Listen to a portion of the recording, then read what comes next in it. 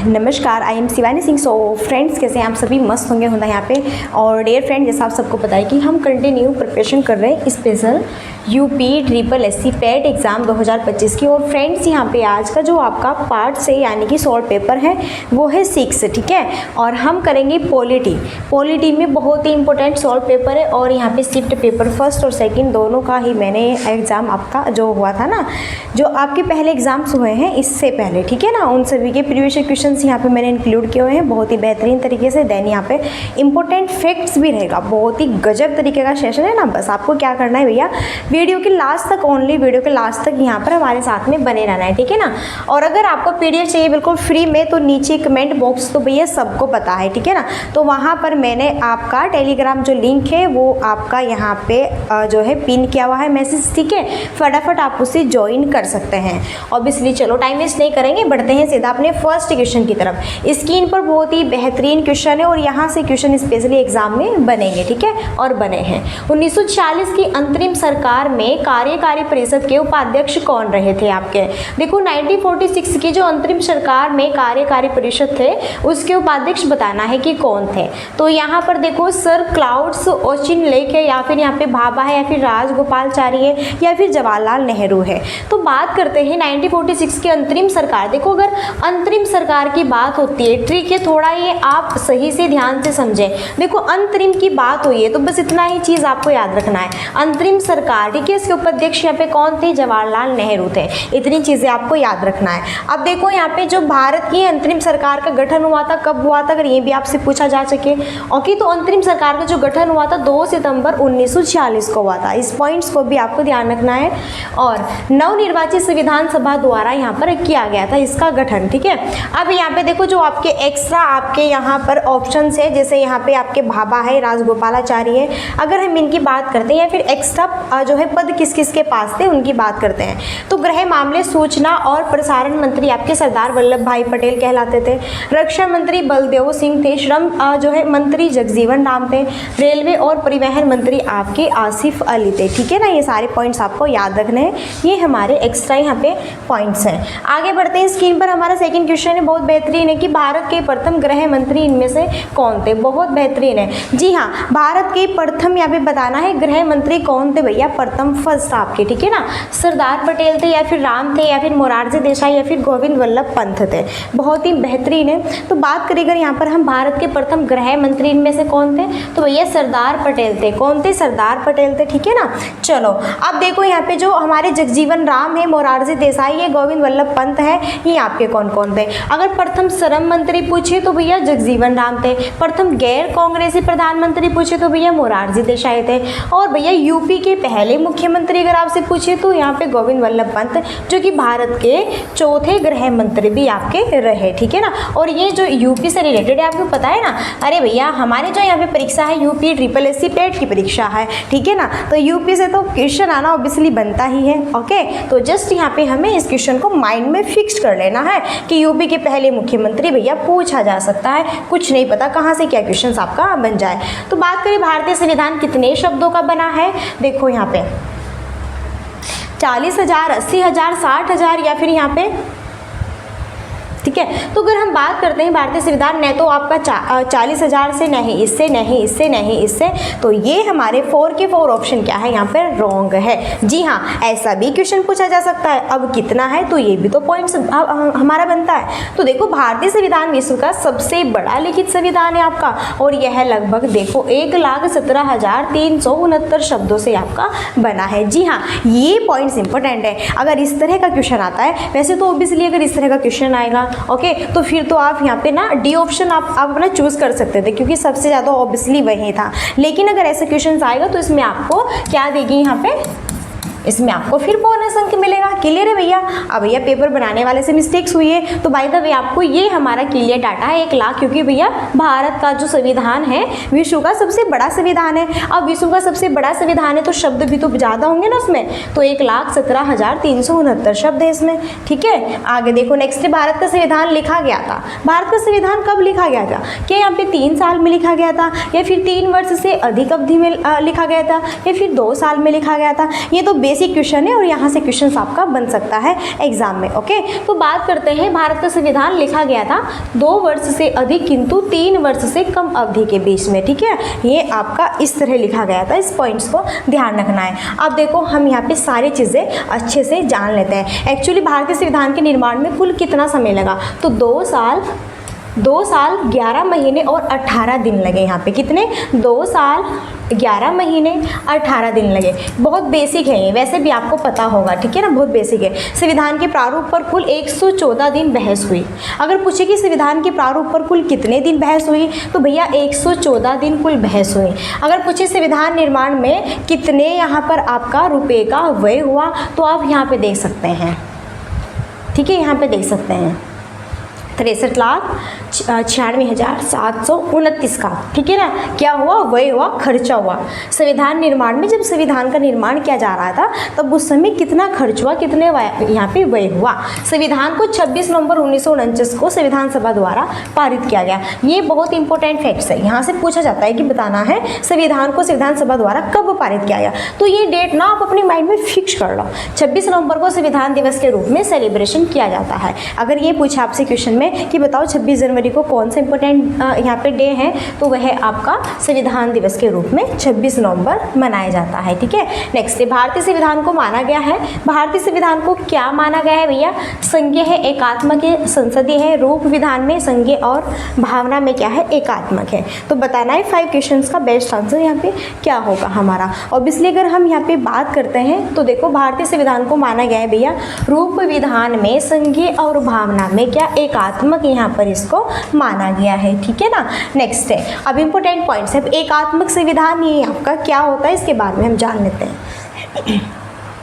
देखो, वह जिसके अंतर्गत सारी शक्तियां एक ही सरकार में निहित होती है, वह क्या होता है, एकात्मक। और संघात्मक संविधान क्या होता है, देखो एकात्मक संविधान की बात हुई है और भैया यहाँ पे संघात्मक संविधान की बात हुई है। अगर हम यहाँ पे एकात्मक संविधान की बात करते हैं तो वह जिसके अंतर्गत सारी शक्तियाँ क्या होती है, एक ही सरकार में निहित होती है, यानी कि सारी पावर एक ही सरकार के हाथ में। जैसा हमारे यहाँ पे गाँव में एक प्रधान होता है, ठीक है ना, तो पूरे गाँव की जो भैया देखभाल वगैरह सारी चीज़ें किसके हाथ में हो जाती है, ग्राम प्रधान के हाथ में जाती है। देन इसी तरह यहाँ पे जो है आपकी बात की जा रही है एकात्मक संविधान, तो वह जिसके अंतर्गत सारी जो पावर्स होती है एक ही सरकार में निहित होती है। अब संघात्मक संविधान ये क्या होता है, देखो जिसमें शक्ति केंद्र और राज्यों में विभाजित रहती है और यहाँ दोनों स्वतंत्र रूप से अपना कार्य करते हैं। अब संघातक में सिर्फ और सिर्फ एक ही बंदे के पास में सारी जो है पावर नहीं है, यहाँ पे 2 लोगों में वो बट गई है, एक तो केंद्र में बट गई है और एक राज्य में। केंद्र भी अपने अनुसार कार्य कर सकती है इस पर और राज्य भी अपने अनुसार कार्य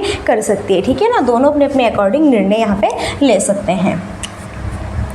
चलो नेक्स्ट है, इनमें से कौन सा भारतीय संविधान की एक महत्वपूर्ण विशेषता नहीं है, यह एक लिखित संविधान है। चलो यह है आपका, देखो जो नहीं है वो बताना है। तो बिल्कुल भारतीय जो संविधान है वो एक लिखित संविधान है, यह अनुनय से संशोधित किया जा सकता है लेकिन यह अनम्य भी है। जी हाँ, और कुछ भाग के रूप में यानी इसकी मूल संरचना में संशोधन नहीं किया जा सकता। जी हाँ, यह अनुमेय है, इसे संशोधित, जी हाँ, अगर आप कुछ चेंज मेड करना चाहते हैं तो ऑब्वियसली आप इसमें कर सकते हैं। ठीक है ना, हल्का फुल्का। ओके, ये भी बिल्कुल करेक्ट है। यह एकल है क्योंकि केंद्र में अधिक शक्ति है, लेकिन यह संघीय भी है क्योंकि शक्ति केंद्र और राज्य के बीच विभाजित है। कह रहे हैं कि यह आपकी एकल प्रणाली है, यहाँ पे संघात्मक भी है और आपके यहाँ पे एकात्मक भी है। बिल्कुल सही बात है, यहाँ पर जो पावर से ओनली एक के हाथ में भी है, देन यहाँ पे आपकी क्या है, संघीय भी है, इसमें केंद्र और राज्य दोनों के बीच में विभाजित है। बिल्कुल सही है, लेकिन इसे राज्य के राज्यपाल, सांसद और विधायकों के परामर्श से भी संशोधित किया जा सकता है। No no no no, only केंद्र और राज्य सरकार इस पर अपने निर्णय यहाँ पे ले सकती है। ठीक है ना, बाकी ऑब्वियसली कोई भी पद अपने अकॉर्डिंग निर्णय नहीं ले सकता। इसलिए बात करते हैं डी ऑप्शन हमारा क्या होगा भैया, राइट होगा। ठीक है ना, सारी चीज़ के रूल्स हैं यहाँ पे, ऐसा नहीं कि आप जब भी संविधान को उठाओ और जो भी आपका मन करे आप उसमें चेंज कर सकते हो, ऐसा कुछ नहीं है, हर एक चीज़ का रूल्स है। निम्नलिखित में से किसने पहले 1935 में संविधान सभा का सुझाव प्रस्तावित किया, नेहरू है, गांधी है, जीपी नारायण है या फिर MN रॉय है। ओके, चलो तो भैया किसने सबसे पहले 1935 में संविधान सभा का सुझाव प्रस्तावित किया? तो यहाँ पर करेक्ट आंसर होगा क्या, MN रॉय ने यहाँ पर किया है। ओके, चलिए अब यहाँ पे देखो नेक्स्ट अगला क्वेश्चन है, संविधान सभा के अल्पसंख्यकों की उप समिति के उपाध्यक्ष का नाम बताना है। तो संविधान सभा के जो अल्पसंख्यकों की उप समिति के अध्यक्ष है उनका नाम बताना है। अल्लादी कृष्ण स्वामी अय्यर है, या फिर सीतारामैया है मुखर्जी, या फिर KM मुंशी है। बेहतरीन क्वेश्चन, एकदम मस्त वाला। तो यहाँ पर होगा क्या, HC जो मुखर्जी है भैया अल्पसंख्यकों की उप समिति के क्या माने जाते हैं, ये आपके अध्यक्ष यहाँ पे माने जाते हैं। आइए अब इसके बारे में कुछ एक्स्ट्रा पॉइंट्स भी, फैक्ट्स भी हम जान लेते हैं जो कि हमारे लिए काफ़ी इंपॉर्टेंट रह सकता है। अब मौलिक अधिकार संबंधी उप समिति के अध्यक्ष कौन है, JB कृपलानी, ये भी पूछा जा सकता है। यहाँ पे कुछ इंपॉर्टेंट पॉइंट्स है, ठीक है ना। पूछे मौलिक अधिकारों के संबंधी उप समिति के अध्यक्ष कौन है, JB कृपलानी। यहीं पर अल्लादी कृष्ण स्वामी अय्यर संविधान का मसौदा तैयार करने वाली समिति के 7 सदस्यों में से एक थे आपके। यहीं पे B पट्टाभी सीतारामैया संविधान सभा में हाउस कमेटी के अध्यक्ष थे। अगर पूछे कि संविधान सभा में हाउस कमेटी के अध्यक्ष कौन थे भैया, तो कौन थे भैया, आपके B पट्टाभी सीतारामैया थे। यहीं पर अगर पूछे आपसे संविधान सभा में ऑर्डर ऑफ बिजनेस कमेटी के अध्यक्ष कौन थे, तो यहाँ पर कौन थे, KM मुंशी थे। कौन थे भैया, KM मुंशी थे। ऑब्वियसली सारे पॉइंट्स हमें अच्छे से ध्यान करने हैं और PDF आपको मिल जाएगी, बिल्कुल आप निरंतर इसका अभ्यास करते रहना, बहुत इंपॉर्टेंट है। एक एक क्वेश्चन आपको अच्छे से रटना है, कुछ भी यहाँ पे मिस नहीं करना है। जी हाँ, ऑब्वियसली। नेक्स्ट, भारत का संविधान सभा द्वारा को अपनाया गया था और 26 जनवरी 1950 को लागू हुआ था। सही बात है। तो अब यहाँ पे अपनाया कब गया था ये बताना है। तो भैया ये 26 नवंबर 1949 को तो यहाँ पे अपनाया, इनकी पारित किया गया था, और यह लागू होता है हमारा 26 जनवरी 1950। ये दो जो डेट है ना बहुत इंपॉर्टेंट है। ऑब्वियसली ये बहुत ही एग्जाम्स में बार बार पोजीशन कहते हैं ना, old is the gold song है ना, तो ऐसे ही ओल्ड इज द गोल्ड यहाँ पे क्वेश्चन है हमारे। जो ओल्ड क्वेश्चन होते हैं ना बड़े ही बेस्ट होते हैं। आज के जो न्यू क्वेश्चन है ना वो इतनी जल्दी से नहीं पूछे जाते हैं, लेकिन फिर भी जो ओल्ड है वो कहीं ना कहीं पूछे जा सकते हैं आपसे, ठीक है, या फिर घुमा फिरा के इस तरह से, ऑब्वियसली इस तरह से आपका बनेगा। चलो, तो 2 डेट याद रखनी है। देखो बात करें कि लागू कब होता है, सॉरी लागू नहीं, यहाँ पे पारित है, अपनाया गया, ठीक है, पारित या फिर अपनाया गया, ओके ना। तो यहाँ पर देखो 26 नवंबर 1949 को तो पारित या फिर अपनाया गया, और भैया 26 जनवरी 1950 को ये लागू किया गया आपका, ओके, बहुत इंपॉर्टेंट है। चलो नेक्स्ट है, भारतीय संविधान सभा में कुल कितनी महिला सदस्य थी, 12, 15, 13 या फिर 17 यहाँ पे, ओके, कितनी थी भैया, तो ये थी आपकी यहाँ पे 15। भारतीय संविधान सभा में कुल कितनी महिला सदस्य थी, 15 थी। अब देख लेते हैं यहाँ पर हम सारी चीज़ें। देखो भारतीय संविधान में बात करें महिला सदस्यों की संख्या 15 थी। यहीं पे भारतीय संविधान सभा का निर्माण भारत के जो संविधान की रचना के लिए किया गया था, ठीक है। यहाँ पर बात करते हैं संविधान सभा की कार्यकारी 9 दिसंबर 1946 को संविधान सभा की पहली बैठक प्रारंभ हुई। अगर आपसे पूछे कि संविधान सभा की पहली बैठक कब प्रारंभ हुई, जी हाँ, यहाँ से फर्स्ट क्वेश्चन आपका बनता है। तो ये आपकी जो संविधान सभा की पहली बैठक है वो प्रारंभ हुई 9 दिसंबर 1946 को।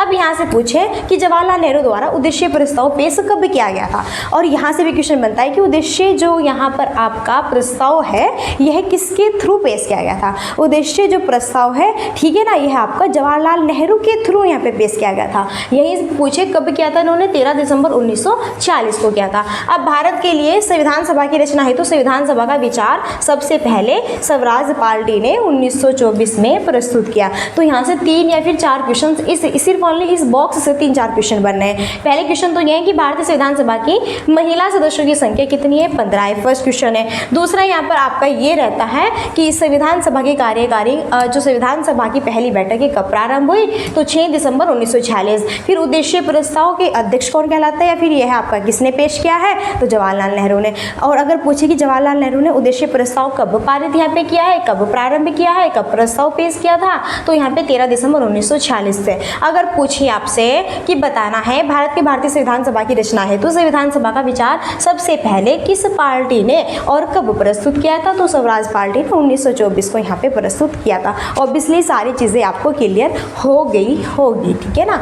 चलो नेक्स्ट है, संविधान सभा के पहले अध्यक्ष कौन थे, डॉक्टर BR अम्बेडकर थे, सच्चिदानंद सिन्हा थे, या फिर राजेंद्र प्रसाद थे, या फिर इनमें से कोई नहीं। तो संविधान सभा के के पहले उपाध्यक्ष अगर पूछे, देखो पहले उपाध्यक्ष यहाँ पे पूछा है तो यहाँ पर होगा डॉक्टर सच्चिदानंद सिन्हा, ठीक है ना, पहले यही थे। अब बात कर लेते हैं संविधान सभा की पहली बैठक कब होती है। तो संविधान सभा की पहली बैठक 9 दिसंबर 1946 को होती है, जिसमें यहाँ पर अस्थायी अध्यक्ष तो भैया डॉक्टर सच्चिदानंद सिन्हा कहलाते हैं, लेकिन यहीं पर अगर स्थायी अध्यक्ष, जी हाँ ये दोनों भी बहुत इंपॉर्टेंट हमारे फैक्ट्स रहते हैं कि बताना है आपके अस्थायी अध्यक्ष कौन है, तो ये डॉक्टर सच्चिदानंद सिन्हा है। और यहीं पर आपके अगर पूछे 11 दिसंबर 1946 को डॉक्टर राजेंद्र प्रसाद को स्थायी अध्यक्ष के रूप में निर्वाचित किया गया है और डॉक्टर BR अम्बेडकर प्रारूप समिति के क्या है, अध्यक्ष है। इस पूरे बॉक्स से हर एक लाइन से क्वेश्चन आपका निखरता है भैया, ठीक है ना।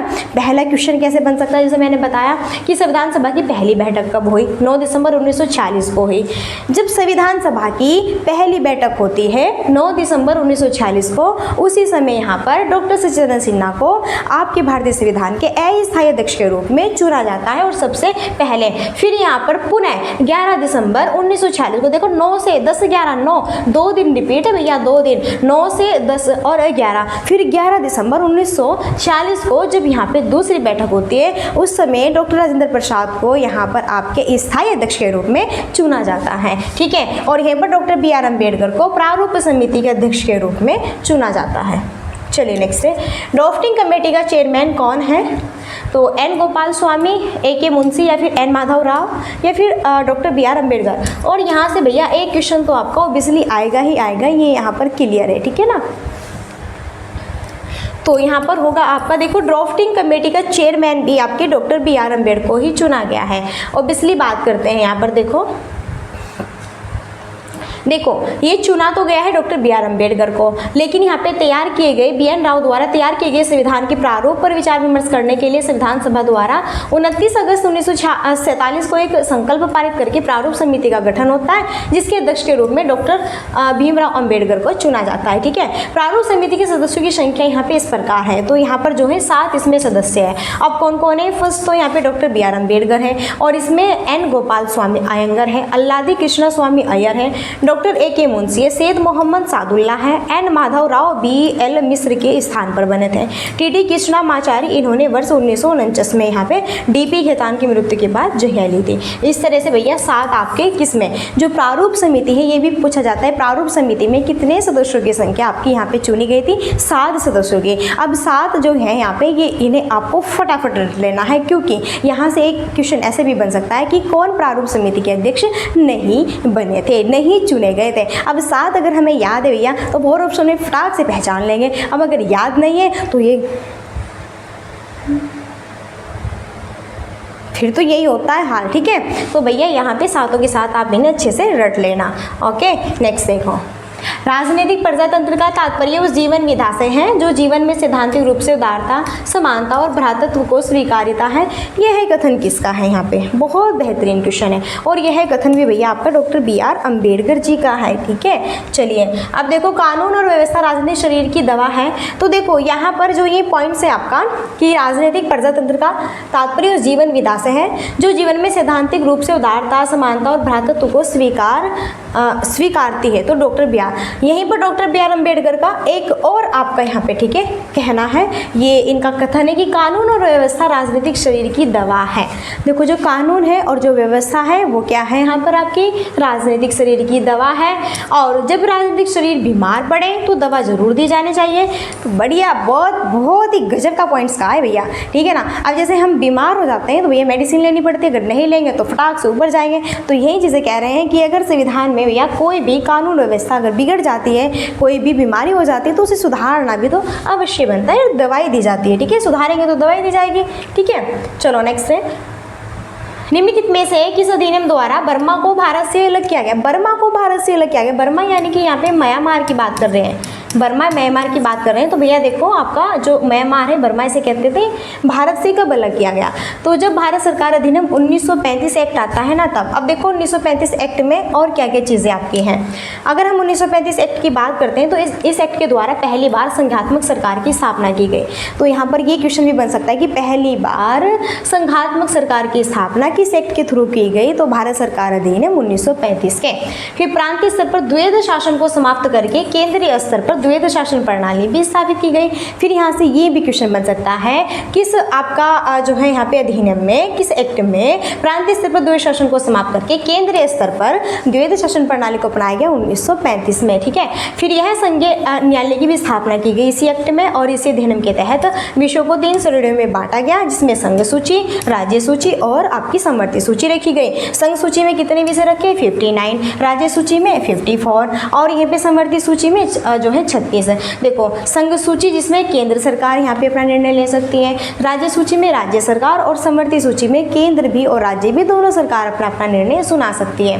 यहीं पर जवाहरलाल नेहरू ने इस अधिनियम को एक कार जिसमें ब्रेक तो है पर इंजन नहीं तथा दासता का अधिकार पत्र भी कहा था। ओके, तो ये भी बहुत इंपॉर्टेंट पॉइंट्स है, तो ये बॉक्स भी आप फटाफट रट लेना। नेक्स्ट है, भारतीय संविधान का कौन सा अनुच्छेद कहता है कि भारत राज्यों का एक संघ है? तो भैया भारतीय संविधान का कौन सा अनुच्छेद ये कहता है कि भारत राज्यों का एक संघ है, और ये कहता है अनुच्छेद 1।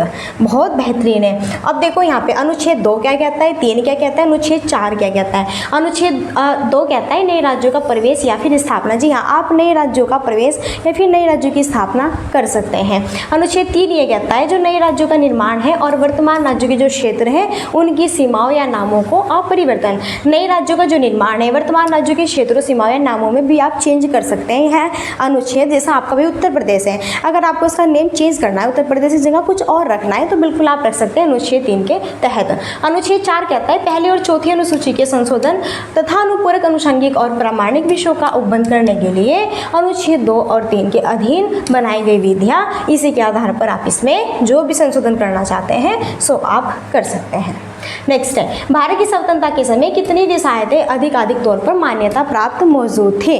तो बेस्ट आंसर होगा यहाँ पे भैया उस समय आपकी 565। कितनी थी भारत के संविधान के समय, कितनी रियासतें? तो 565 रियासतें आपकी मौजूद थी।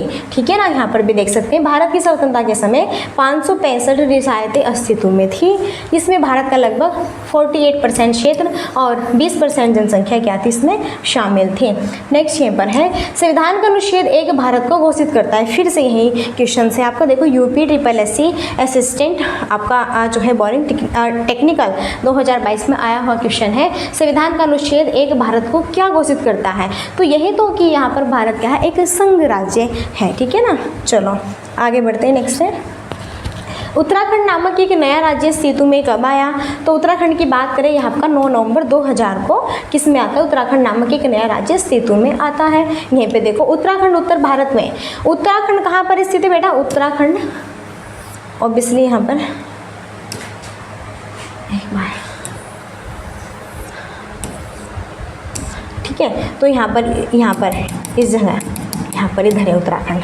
ठीक है ना, तो उत्तराखंड उत्तर भारत में, यहाँ पर उत्तर भारत में स्थित है, एक विशेष दर्जा प्राप्त करता है, जिसका गठन 9 नवंबर 2000 को उत्तर प्रदेश से अलग कर। अब देखो यहाँ पर ये उत्तर प्रदेश से अलग कर दिया जाता है 27वें राज्य के रूप में। 27वें राज्य के, अभी प्रेजेंट टाइम में कितने राज्य हैं बताना है? 28 है। पहले कितने थे? 29। अब यूटी कितनी है? पहले 7 थी, अब 8 है। यहाँ पे जो हमारा जम्मू कश्मीर है वो अब यूटी के ही रूप में उसे घोषित कर दिया। ठीक है, जम्मू कश्मीर को। तो छत्तीसगढ़ 1 नवंबर, अभी देखो यहाँ पे उत्तराखंड का कब होता है गठन? 9 नवंबर 2000 को, और उस समय उत्तर प्रदेश इससे अलग होता है और 27वां राज्य बनता है उत्तराखंड। फिर यहीं पर भैया छत्तीसगढ़ का और झारखंड की स्थापना, छत्तीसगढ़ की स्थापना 1 नवंबर 2000 को होती है और झारखंड की स्थापना 15 नवंबर 2000 को होती है। और वर्तमान में भारत में अब कितने हैं आपके? 28 राज्य तथा 8 केंद्र शासित प्रदेश है। जी हाँ, जो पॉइंट्स मैंने बताया वो मैंने आपको पहले ही बता दिया है। नेक्स्ट देखो, भाषा के आधार पर राज्यों का पुनर्गठन किस वर्ष में किया गया था? तो यह आपका किया गया था 1956 में। 1956 देखो, भाषा के आधार पर कि भैया उस राज्य की ये भाषा होगी, उस राज्य की ये भाषा होगी, तो यह आपका कब किस वर्ष स्थापित किया गया था? तो ये 1956 में स्थापित किया गया था। नेक्स्ट है, भाषा के आधार पर राज्य के पुनर्गठन के लिए केंद्र सरकार ने फजल अली की अध्यक्षता की। अब देखो, भाषा के आधार पर राज्य के पुनर्गठन के लिए केंद्र सरकार ने किसकी अध्यक्षता की? ये भी यहाँ से क्वेश्चन बन सकता है, काफ़ी इंपॉर्टेंट है। तो भैया किसकी अध्यक्षता ली थी इन्होंने? यहाँ पे भारत सरकार ने जब राज्यों के पुनर्गठन के लिए केंद्र सरकार ने फजल अली की अध्यक्षता ली। अन्य सदस्य इसमें आपके नाथ खुजरू और एम पणिकर भी शामिल थे। में राज्य पुनर्गठन आयोग का गठन कब? यहाँ पे 1953 में आपका किया गया है। ठीक है, ओके। नेक्स्ट आगे बढ़ते हैं।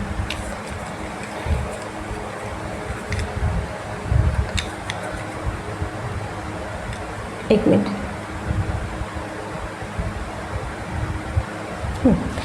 यहाँ पर ऑप्शन गलत है। 1950, 1952, 1951, 1956। 1956 में थोड़ा है ना, 1953 में तो क्या गया था, है ना, 1953 में क्या गया था ओबियसली।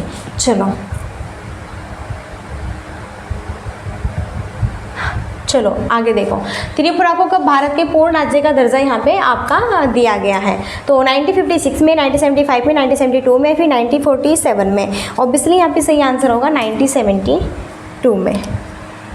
त्रिपुरा एक उत्तर पूर्वी राज्य है। ओके, यह देश का तीसरा सबसे छोटा राज्य है। त्रिपुरा 1 जुलाई 1963 से केंद्र शासित प्रदेश था, जो कि 21 जनवरी 1972 को पूर्ण राज्य बना दिया गया। त्रिपुरा की राजधानी क्या है? अगरतला है। देखो पहले त्रिपुरा यूटी थी, लेकिन यहाँ पर फिर इसे 1972 में राज्य का करार दिया गया। यहीं पर बात करते हैं इनमें से कौन सा कारक नहीं है जो भारतीय संविधान के निर्माण में योगदान देता है। तो भैया ब्रिटेन में संसदीय लोकतंत्र, रूस से समाजवादी क्रांति, अमेरिका में अधिकारों का विधेयक, लेकिन औद्योगिक क्रांति यह आपका भारतीय संविधान के निर्माण में इन कारकों में योगदान नहीं देता है। ठीक है, चलिए अब देख लेते हैं ब्रिटेन से क्या क्या चीज़ ली गई है, यूएसए से क्या क्या, रूस से, दक्षिण अफ्रीका से, आयरलैंड से। जी हाँ, यहाँ से बहुत इंपॉर्टेंट क्वेश्चन बनते हैं, ये बॉक्स आपको रट लेना है। तो ब्रिटेन से आपकी संसदात्मक शासन प्रणाली, एकल नागरिकता, विधि निर्माण प्रक्रिया, परमाधिकार लेख, संसदीय विशेषाधिकार और द्विसदनवाद को लिया गया है ब्रिटेन से। ये पूछा जाता है मूल अधिकार कहाँ से लिया गया है संविधान में? तो यूएसए से। न्यायपालिका की स्वतंत्रता, न्याय पुनरावलोकन का सिद्धांत, उपराष्ट्रपति का पद, उच्चतम न्यायालय और उच्च न्यायालय के न्यायाधीशों के पद से हटाए जाना और राष्ट्रपति पर महाभियोग, ये भी यूएसए से ही लिया गया है। ठीक है, राष्ट्रपति पर हम यहाँ पे महाभियोग लगा सकते हैं ना, उसे हटा सकते हैं। रूस से मौलिक कर्तव्यों का प्रावधान और समाजवादी व्यवस्था लिया गई है। दक्षिण अफ्रीका से संविधान संशोधन की प्रक्रिया का प्रावधान और राज्यसभा के सदस्यों का निर्वाचन किया गया है। आयरलैंड से नीति निर्देशक तत्व का सिद्धांत लिया गया है। इस प्रकार औद्योगिक क्रांति भारतीय संविधान के निर्माण में योगदान नहीं देती है। अब देखो औद्योगिक क्रांति ये कहीं से नहीं ली गई है, ठीक है ना। जी हाँ, ओके, बस यही एक इंपॉर्टेंट फैक्ट्स था। ऑब्वियसली चीज़ें बहुत अच्छे से सिंपल तरीके से पढ़ाने की कोशिश करती हूँ। ये फटाफट सभी बुक्स ले लें आप यूपी SSC पैट एग्जाम 2025 के लिए। फटाफट यहाँ पर ये प्रीवियस क्वेश्चन पेपर की, घटना चक्र की फटाफट सभी बुक ले लीजिए। और लास्ट क्वेरी हमारी यही रहती है, like and share and subscribe की। सो सेशन अगर आपको अच्छा लगता है मस्त यहाँ पे, ऑब्वियसली आप सेशन को like and share and subscribe कर सकते हैं, बाकी आपके ऊपर डिपेंड है। अब यहीं पे फ्रेंड्स हम अपनी वाणी को तो देते हैं विराम, ओके, और अब मिलते हैं नेक्स्ट सेशन में। और सबसे पहले यहाँ पे ये जो सॉल्व पेपर है ना, फटाफट वॉच कर लो, बहुत बेहतरीन है। और जस्ट आपको टेलीग्राम पर इसकी PDF भी प्रोवाइड कर दी जाएगी। अब यहीं पे हम मिलते हैं नेक्स्ट सेशन में, और भाई तब तक के लिए so thanks for watching, keep study and bye bye, take care. जय हिंद, जय भारत, नमस्कार।